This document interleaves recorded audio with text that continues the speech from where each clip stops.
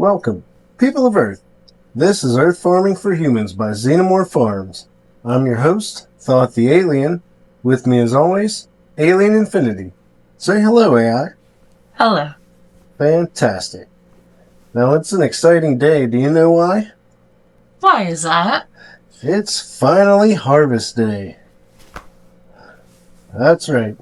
So, first we're going to deep dive into the final defoliation, and I'll explain the importance of that. And then I'll show you exactly where to cut it. We'll go into hanging the full plant as opposed to cutting off and hanging the branches, depending on your needs and the space that you have available. Finally, we'll get into the slow dry, which will ensure the maximum terpenes and THC content for your final product. From high to dry. That's right. So let's dive into it. Alright, humans. Just like I said, to start out with, we're going to go through the final defoliation. So let's jump in the tent. Alright. So, as you can see, we stripped basically the whole plant. Any leaf that you see, the sugar leaves, the water leaves, take it all down. This will ensure that you have a perfect dry down with no mold, even on your bigger buds. So, the next step we're going to show you is where you want to cut these.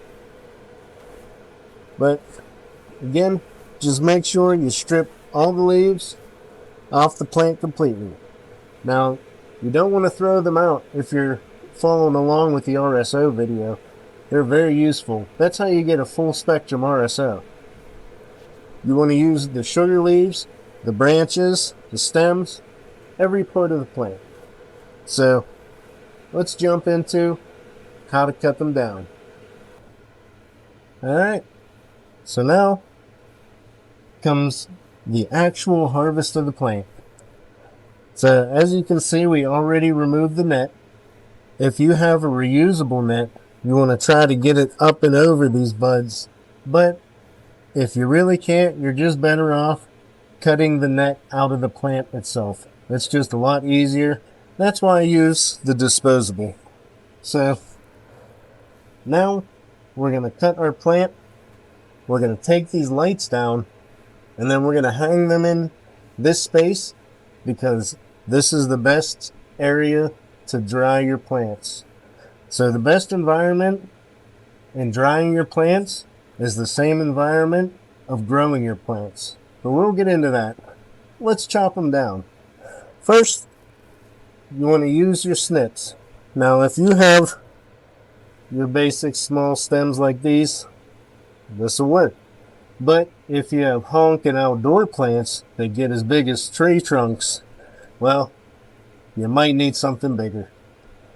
But for indoors, this will work. But that's no fun.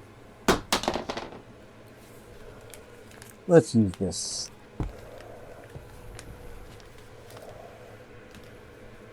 So what you want to do is get it right at the base.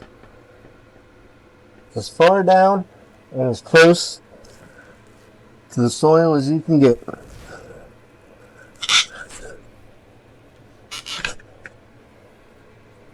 Hold this please, AI.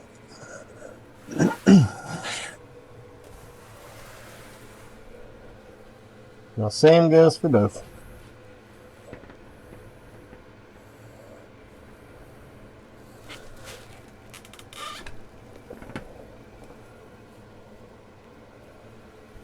And now what you're going to do next, you're going to hang the whole plant. Now this is if you got room or you're not going to start a cycle right away. Since you're going to be reusing the space, you want to hang the whole plant because there's still cannabinoids and terpenes in these live stems. As your plants dry down, it's going to go into your flowers and it's just going to make for a better end product. So if you can keep them on the branch, highly recommended. But if you do got to cut each individual branch and put them somewhere else, I suggest using a drying net They sell them on Earth, basically on any internet store. But if you're doing it in a separate room, still make sure that you maintain the same temperature and the humidity for a slow dry down. That ensures that you maintain your cannabinoids and terpenes as best you can for a final product. So let's hang these up. We got to get these lights down. Okay, humans. As you can see, we got the lights out of the way. We got our plants hanging from the ceiling. So at this point, you want to keep them in total darkness as much as you possibly can. Obviously, you'll have to come in and check on them, make sure that they're at the proper dryness. But if you do this correctly, the slow dry down should take about 10 to 15 days. That ensures maximum terpenes and maximum THC content. Also, all your other cannabinoids.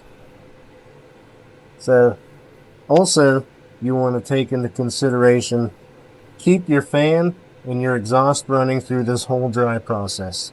You need that circulation to keep these plants from molding. So, we got our fan at the same speed we had it through the whole grow. As you'll see that they'll take on a slight twist and a slight sway. You don't want direct air contact. That'll dry them out too much. You'll lose too much of all the good stuff. You don't want that. So, finally, you want to keep your environment cool, but somewhat moist. That way, you have your slow dry down effect. So you want to keep the temperature under 70 as much as you can, preferably 60 to 65 if you can help it. And same thing with the humidity. You don't want that going above 65. That puts you in the danger zone of mold. So, that's basically it for harvest and hanging.